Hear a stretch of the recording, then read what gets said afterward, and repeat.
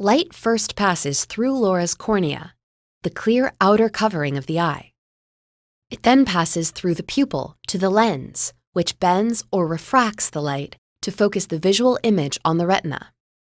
The lens left-right reverses and inverts the image. The retina, located at the very back of the eye, is a three-layered structure, and the first place in the visual system where the light energy is transduced into a neural code. Processing begins at the deepest layer of the retina, which we'll call layer 1, and proceeds forward to the second and third layers of the retina. The furthest layer of the retina contains cells known as photoreceptors.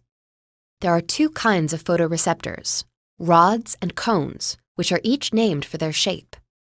The rods are located primarily in the periphery of the retina, and they operate best under dimly lit conditions, which means they help us to see in the dark. They provide somewhat blurry images, however, and little to no color information. This is why it's hard to differentiate between colors in the dark. Our peripheral vision also involves input from rods.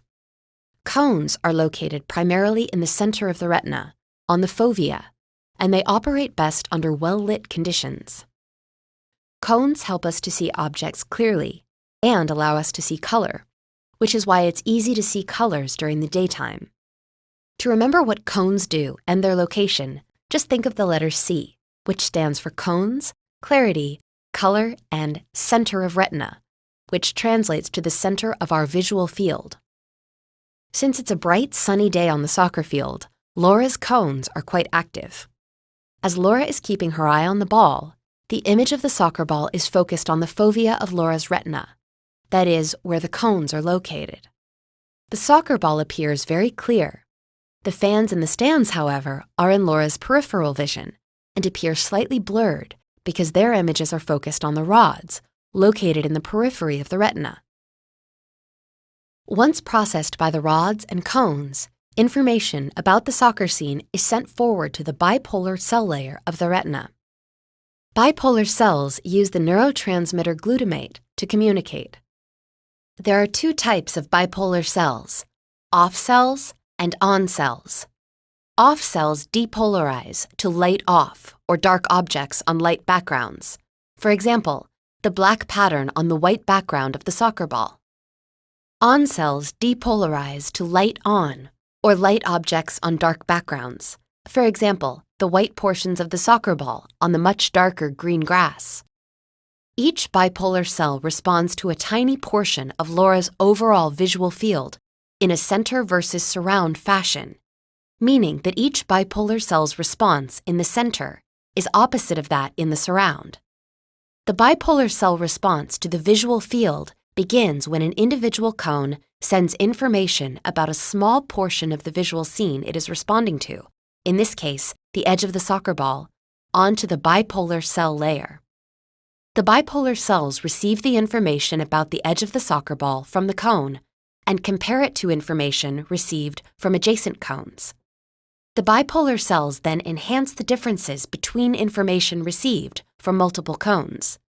So, if one cone is responding to the soccer ball and adjacent cones are responding to the green grass, the ball information is in the center of the visual field, and the grass information is in the surround.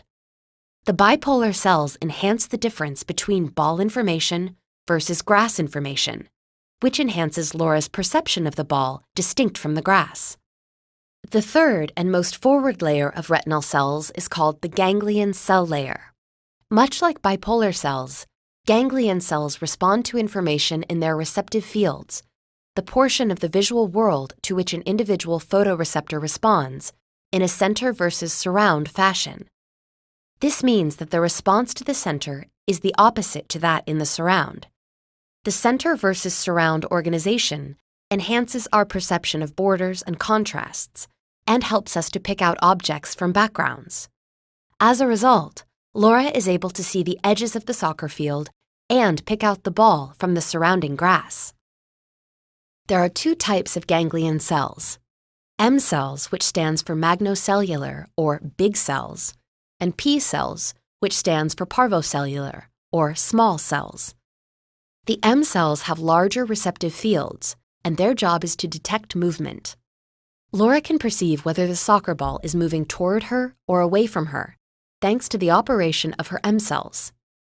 P cells have smaller receptive fields, and therefore provide visual information on small details and color.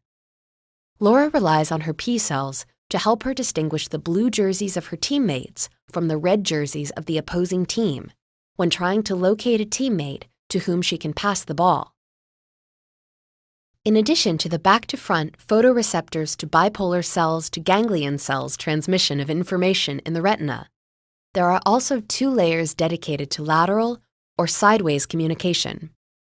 Horizontal cells integrate information from adjacent photoreceptors, the rods and cones, and form synapses on bipolar cells. Amacrine cells integrate information from adjacent ganglion cells, the M cells and P cells. This lateral communication combines information from adjacent photoreceptors. Information from hundreds of rods is combined and sent to a single ganglion cell, resulting in more sensitivity but lower acuity. However, information from only a few cones is combined and sent to a single ganglion cell, resulting in lower sensitivity but higher acuity.